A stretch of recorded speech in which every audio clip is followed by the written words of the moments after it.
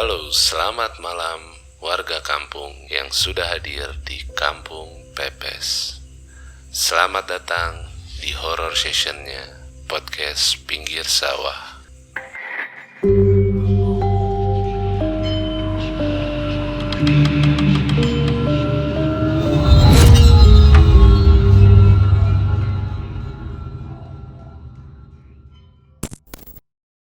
Gue terkesima liat muka lo.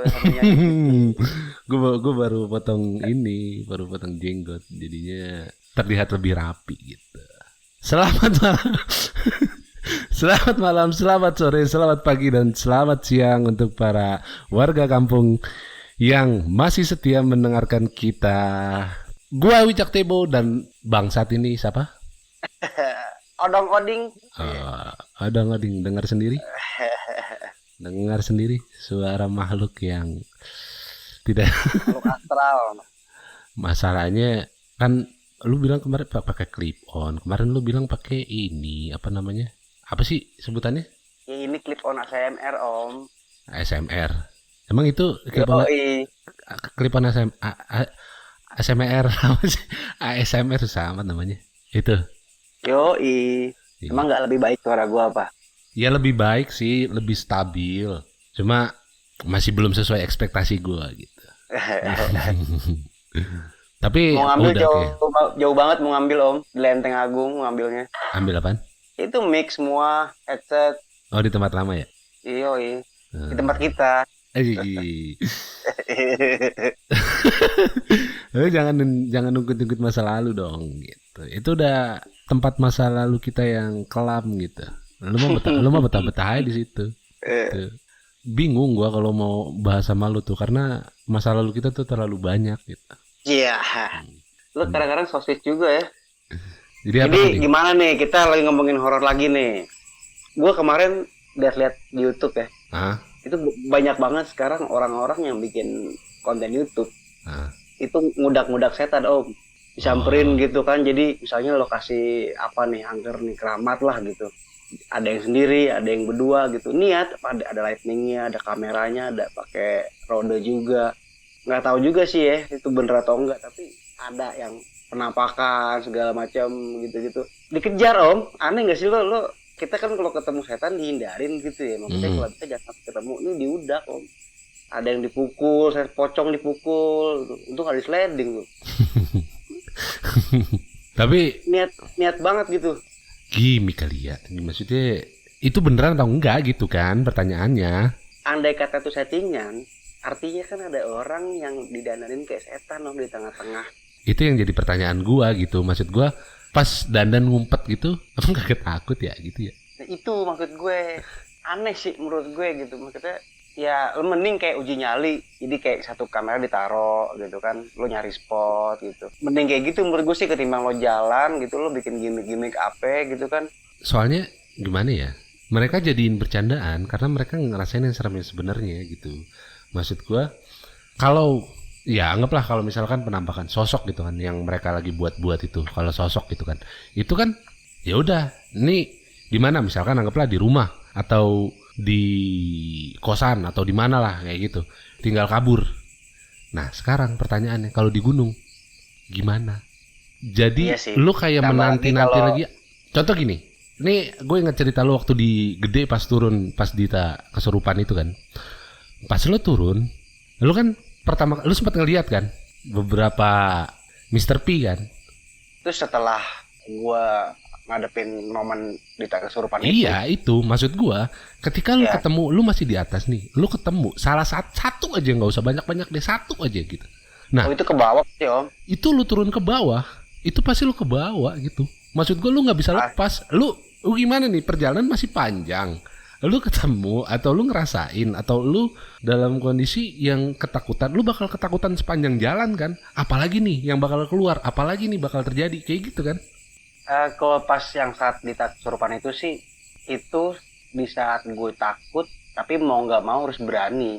Karena gini. Bentar. Kita ceritain detailnya deh. Maksudnya detail pas turun sampai bawah sampai lu ngelapor di pos gitu kan. Karena saat itu gue nggak ikut pendakian kan. Enggak, lu nggak ikut. Gue nggak ikut. Itu waktu itu kita di Gunung Gede ya. Nah, ada beberapa teman kita namanya Dita, terus siapa lagi?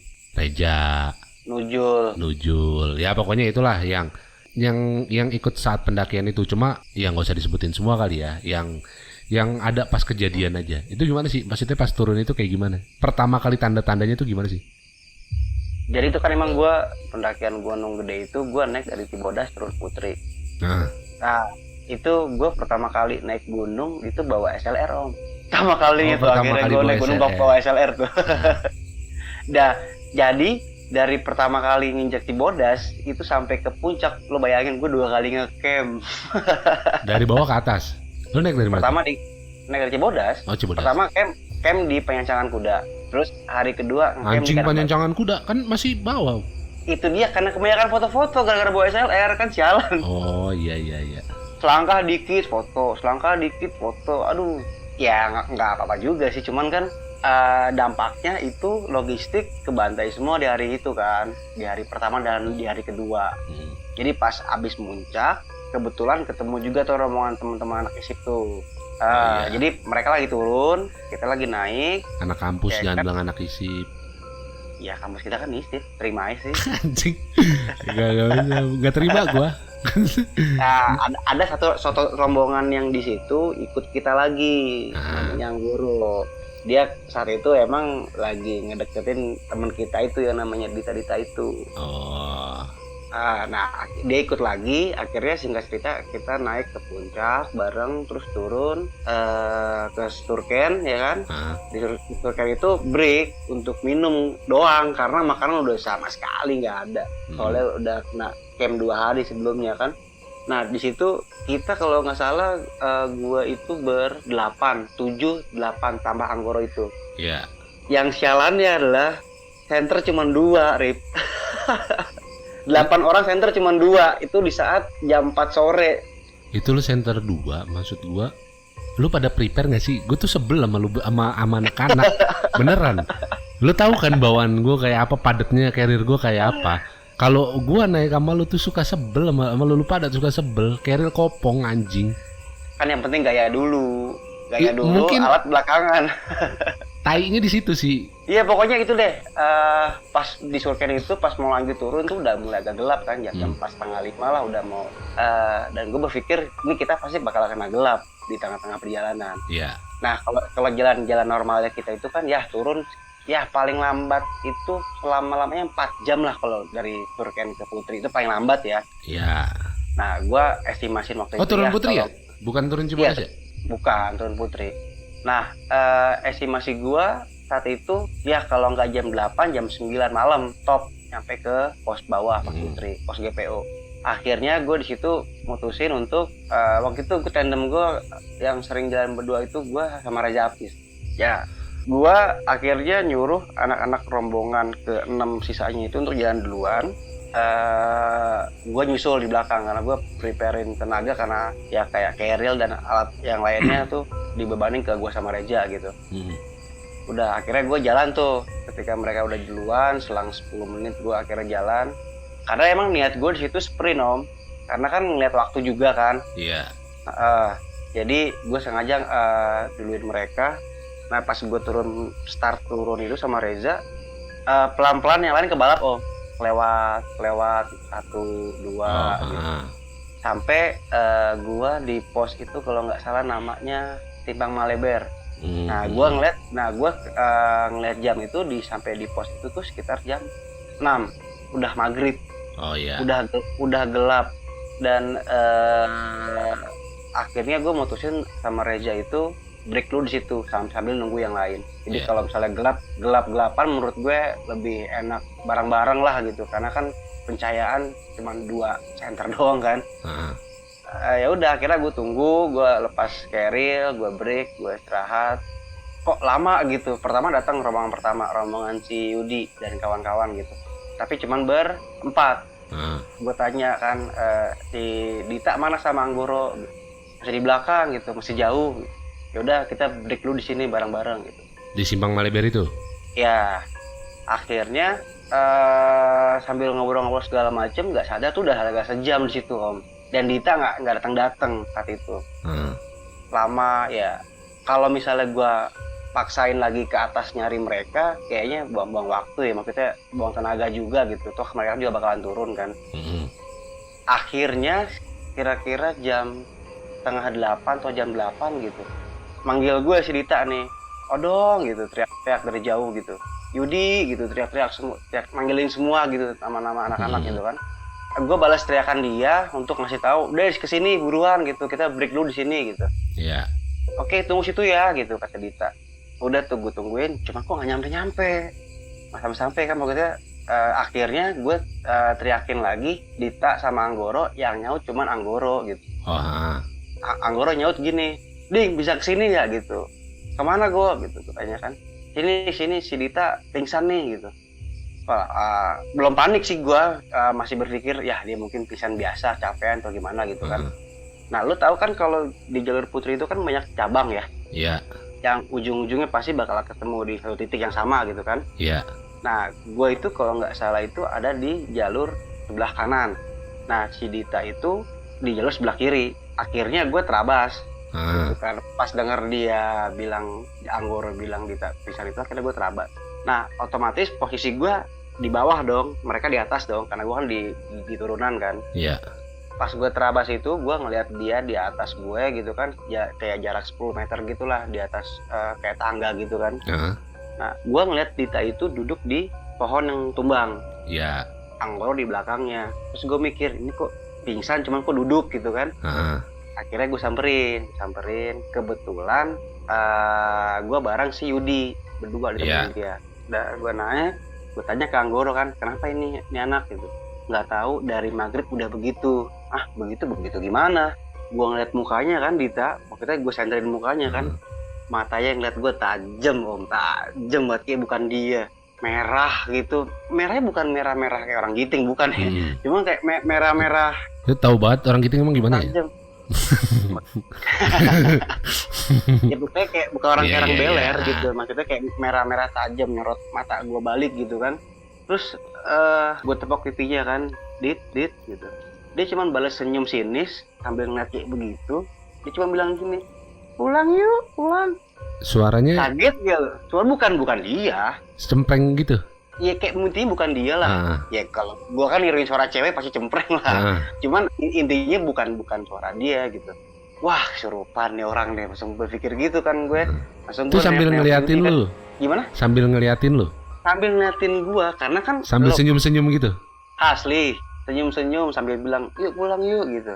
Kayak gimana sih? Kayak ngajak pulang, ngajak turun ke bawah gitu, tapi nyeleneh gitu, gimana sih Om? Iya, anjing. Sambil gua ngebayangin ekspresinya sih, tai. Sambil matanya tuh ngeliatin ke gua tajem banget, dan suaranya itu ditambah lagi bukan dia kan, jadi udah fix nih gua mikir, wah ini udah ketempelan anaknya gitu. Langsung refleks gua ngeliatin Yudi yang posisinya di bawah gua, kan kita kayak tangga gitu kan. Nah si Dongo nih, si Jidat juga bingung ngeliatinnya, gimana ini? Terus pas gue nanya Anggoro, gue ini gimana gue? Nggak tahu juga gue udah nyerah, capek gue, udah 2 jam nemenin dia kayak begitu. Lo bayangin dia di Anggoro tuh kalau dari 2 jam begitu gitu. Cuman jalan, posisinya jalan gitu. Berarti Dita posisi Dita tuh jalan ya? Bukan digendong, bukan pingsan, bukan apa? Bener-bener Dita jalan sendiri gitu? Jalan. Nah si Anggoro itu teriak ke gue kalau Dita pingsan itu biar yang lain nggak panik. Nggak mungkin dong dia teriak ke gue kalau dia kesurupan.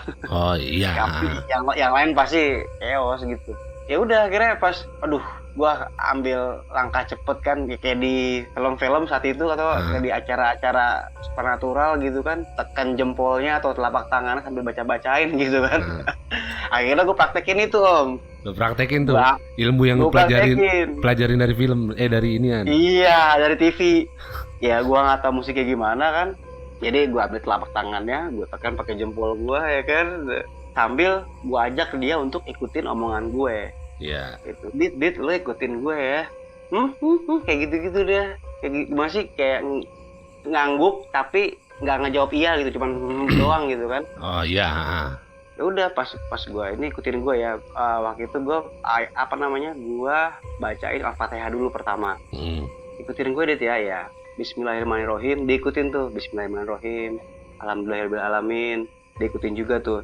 Pas ayat Maliki Yaumiddin kan gue ngomong nih, Maliki Yaumiddin gitu. Dia meringkik Om, gini, Maliki gitu. Anjing, merinding gue tai. Lu bayangin jadi gue satu center ke mukanya, ya, tangan kiri gue megang dia. Jadi kan itu kan emang gelap ya. Jam 8 malam tuh gelap di hutan gitu. Jadi sorot center tuh cuman ke wajah dia doang. Dan background belakang itu gelap semuanya. Sambil ngeliat sinis ke gua, ya kan, gua bacain ayat Al-Fatihah meringkik gitu kayak kuntilanak. Aduh, itu refleks tangan kiri gue yang megang jempol dia tuh, gua gampar mukanya loh. Gua gampar, ceplak gitu. Langsung gue teriak, gue langsung kayak sadar lu, keluar lu, ini temen gue nih, gue gituin deh, pokoknya udah nggak tahu gitu sih kayak gimana kan. Pas lo tampar, ekspresi dia apa? Ada refleks, maksudnya ada respon nggak dari dia gitu? Itu tamparan gue kenceng Om, sampai palanya goyang gitu, maksudnya sampai nengok itu mukanya. Tapi dia nggak ngerespon apa-apa? Diem aja? Nggak ngerespon apa-apa, dan sekian detik ya 2 atau 3 detik lah, matanya langsung balik dia lagi, dan nggak ngeliat gue sinis. Maksudnya kayak normal lagi dah gitu. Iya. Dan langsung ekspresi dia langsung, aduh lu kemana aja sih, aduh jangan buru-buru dong, tungguin gue capek nih gitu. Langsung tuh dalam hati gue, alhamdulillah balik, alhamdulillah nih orang udah kelar ya. Tahu gitu dari awal aja lo tampar Om. Dari awalnya lo gampar, kagak usah dialhamdulillahin. Kan dari awal gitu gue gampar dari awal bener-bener. Iya, dari awalnya lo gampar, tahuan langsung sembuh. Udah tuh pokoknya pas dia ngomong kayak gitu, pas gue bilang udah lo nggak usah banyak nanya, nggak usah banyak ngomong, lo ikutin gue sekarang ya. Udah akhirnya dapat tuh Om 3 ayat Om, Fatihah, Al-Ikhlas ya kan, sama Anas gitu. Itu doang yang lo apa? Enggak. Kata itu. Iya. Karena udah panik gitu, masa 1 juz gue bacain ya kan, kelamaan. Udah akhirnya berempat tuh, Anggoro, Dita, gue, Yudi, akhirnya balik ke tempat anak-anak lagi pada ngumpul kan.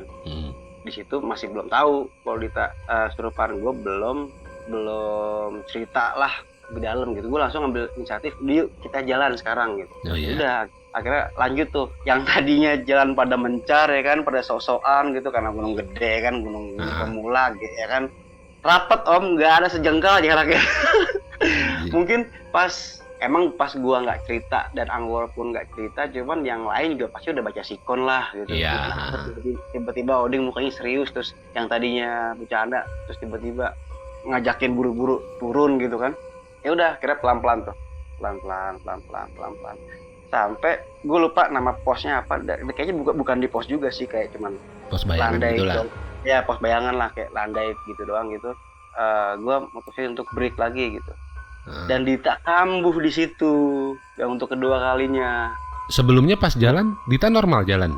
Normal, udah ngobrol sama yang lain gitu. Udah nggak ngobrol juga sih, mana udah komunikasi lah gitu. Iya. Gitu. Udah akhirnya pas Dita kambuh lagi itu, aduh, maksudnya gue ngeliat orang di situ selain gue sama juga lagi, nggak ada yang ngerti juga kan, nggak ada. Siapa aja di situ selain lu sama Dita? Ya lengkap semuanya. Siapa Reja, gitu? JJ, Nujul, Anggoro. Berapa Dita, orang tuh berarti? Lu, Reja, Yudi, gua, Dita, Anggoro, Nujul, sama Incen sama yang ada Regi. Regi cewek teman 8 tuh, berarti ada 8 orang di situ. Sorry, termasuk Dita. Termasuk Dita, 8. Nah, gua ulang yang tadi Om, gua ambil telapak tangan dia lagi ya kan. Gua bacain lagi. Tapi reaksi dia saat itu nggak sampai kayak teriak kayak awal gitu, nggak gitu, nggak. Cuman matanya aja gitu yang balik, bukan dia lagi gitu. Dan semua akhirnya notice, wah nih orang nih udah tempelan nih gitu. Udah tuh akhirnya gue sambil gue minta ada yang si Regi itu kan, yang cewek itu untuk ajak ngobrol kan, maksudnya udah jangan sampai dia bengong lah pokoknya gitu kan. Nggak lo gampar lagi? Itu kan lu nggak belajar. Kalau dia menengkik lagi mungkin gue smack Om. bukan gue gampar lagi, gue smack. Ya pokoknya itu deh, kambuh-kambuhan terus sampai kira-kira 4 kali Om. Yang keempat kalinya itu dia awalnya minta kencing. Untungnya ada cewek si Regi itu kan. Yang apa namanya, yang temenin dia lah gitu. Enggak, bentar.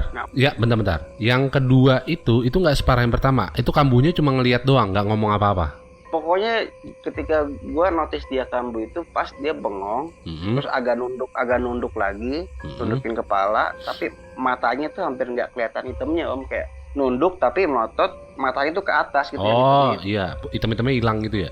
Hampir hilang, maksudnya kayak hampir nggak kelihatan gitulah. Nah semua ngeliat dia kayak begitu. Dan itu yang kedua ketiga begitu aja tuh? Gitu aja udah, gitu terus gitu. Dia nggak ngomong apa-apa berarti? Nggak ngomong apa-apa. Oh ya ngomong, inget deh. Cuman ngulang omongan dia yang pertama yang ngajakin pulang itu. Oh pulang yuk gitu? Pulang iya gitu, pulang yuk turun yuk gitu. Tapi bukan dia suaranya. Iya. Dan teman-teman tuh nyautin lagi, ya ini mau turun kok, masa nggak turun, kita capek kali. Kayak gitu-gitulah buat hangatin suasana gitu kan, ngeliat dia kayak begitu yang kedua yang ketiga kalinya. Dan yang anjingnya tuh teman-teman tuh pas dia kambuh sebuah mata ngeliatin gua, anjing kayak ustadz gua. Kan lo yang nyembuhin sebelumnya. Iya maksudnya gantian kayak gitu, maksudnya siapa gitu yang coba berusaha buat apalah gitu buat itu nenangin atau bantuin Dita yang kayak begitu gitu. Ini nggak ada, semua tuh ke gue gitu. Nah yang keempat kali yang pas abis dia lagi minta kencing itu, kan kondisinya mah lagi break kan. Nah, abis kencing itu nggak lama masih dalam keadaan break itu dia kambuh lagi di situ. Maksudnya setelah kencing atau sebelum kencing? Setelah kencing di sebelah si Regi, padahal di sebelah si Regi yang abis temenin dia itu. Nah gue berpikir aduh nih cewek ada dua nih ya kan, jangan sampai dua-duanya kena nih. Iya. Dua pasien kan. Makin repot gitu. Nah pas gue coba untuk ngulangin hal yang sama sebelumnya gitu untuk handle dia, di situ gue pertama kali ngeliat om, di belakangnya Dita itu ada pohon, cuman nggak jelas sih, maksudnya nggak jelas kayak langsung pleng gitu. Kalau misalnya langsung kelihatan kan pasti yang lain juga ngeliat kan. Iya. Cuman ini kayaknya gue aja gitu yang ngeliat. Itu poci itu ya kan, di balik pohon gitu. Mukanya nggak jelas sih, cuma kuncupnya doang kelihatan. Dan setelah itu nggak lama gue lihat itu sambil di depan mukanya Dita itu, belakang gue tuh kayak panas banget om. Nggak tahu ini gue efek dari itu atau memang ada efek lain. Cuman gue ambil pikiran kalau wah ini jangan sampai ke gue, ya kan? Iya. Ini aja nih ini bocah gitu kan, kalau dia kambuh anak-anak nggak ada yang bisa nanganin gitu, semua ke gue gitu. Gimana gue yang kena? Ditinggal gue bisa. Teman-teman tahu sendiri kan, dajal semua sih.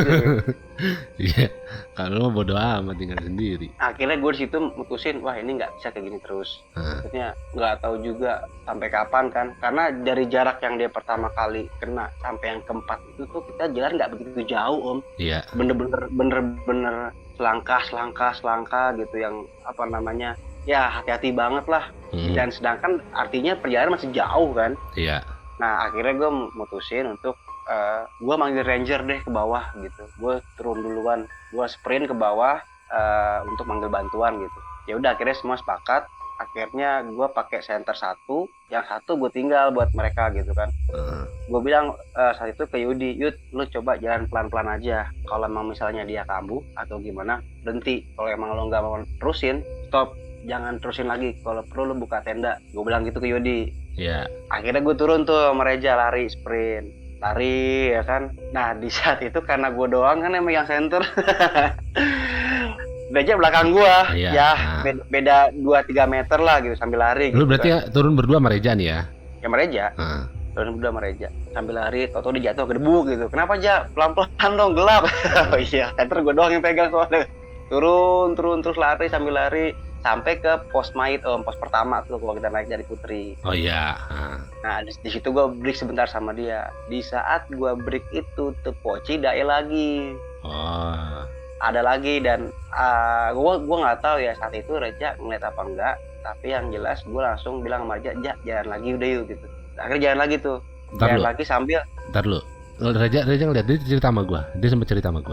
Nah Raja itu ngeliat kalau versi yang dia ngomong sama gue itu setelah setelah jalan lagi, kan jalan lagi nih gue sama dia kan, abis berhenti di pos itu kan, jalan lagi, itu kiri kanan ada ada dua, makanya pas kiri kanan ada dua gitu, gue kan nggak berani centerin ke kiri kanan sama atas ya, gue ke jalur aja ya gue centerin kan. Cuma kan bias kan. Ya bias kelihatan lah gitu. Nah tahu-tahu aja tiba-tiba nambah speed terus langsung sambil baca-baca om. Di belakang lu tuh? Iya di belakang gue jelas banget deh. Baca-baca lah gitu, ayat apa lah gitu. Lihat gue gimana nih. Udah terus saya jalan yuk, lari lagi.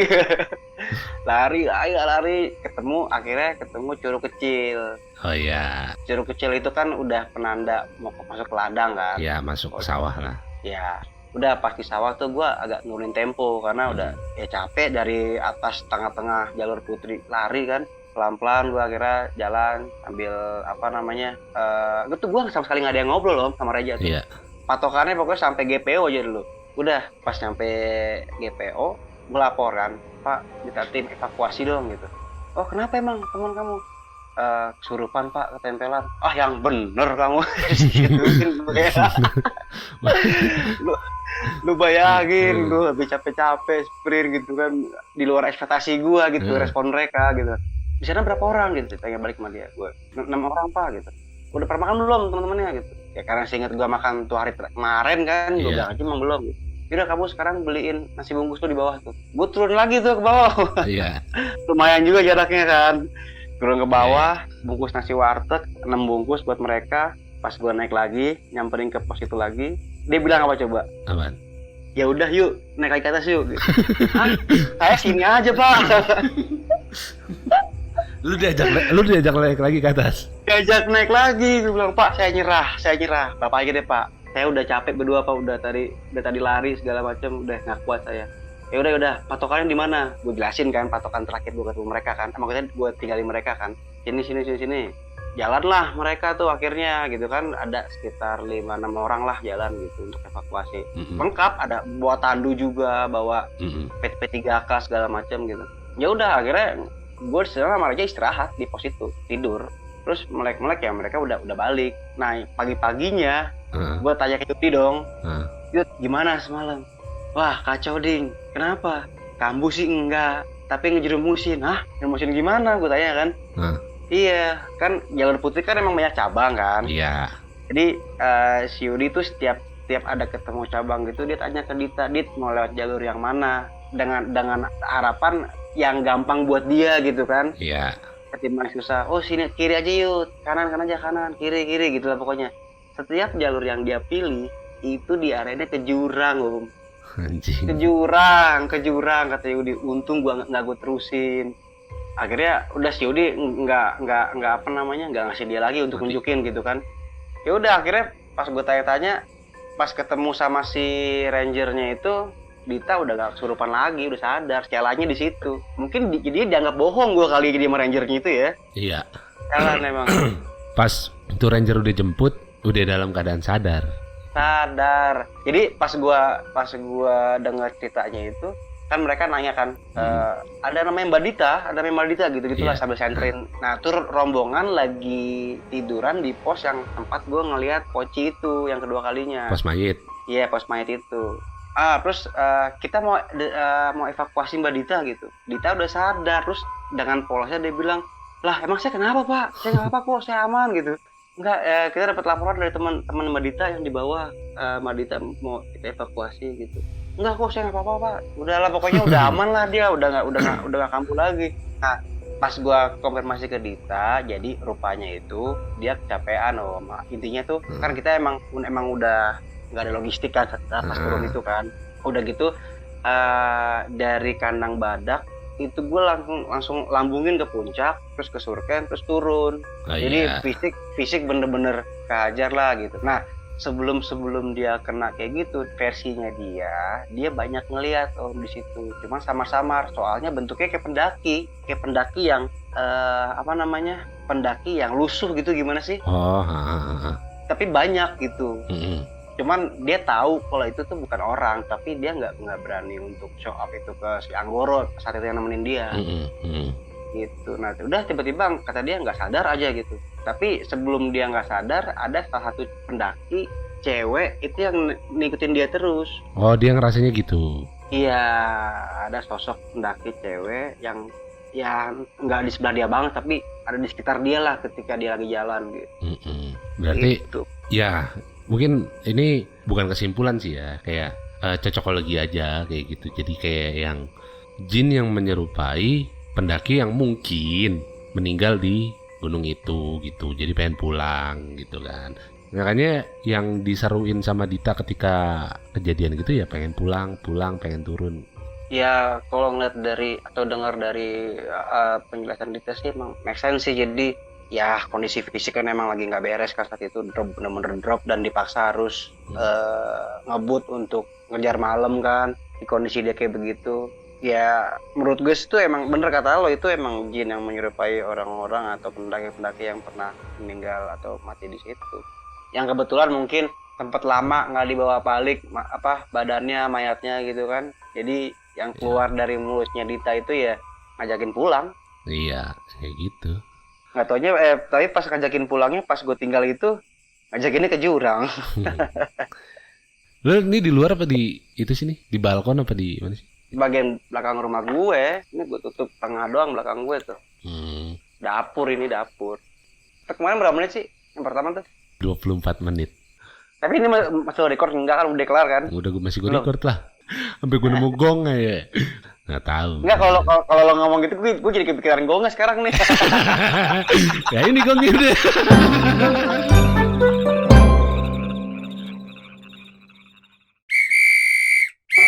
Yuhu, para warga kampung, jangan lupa subscribe sama nyalain kentongannya biar gak ketinggalan episode-episode kita. Udah, gitu aja. Udah nih, gini doang gue nongolnya. Udah aneh emang.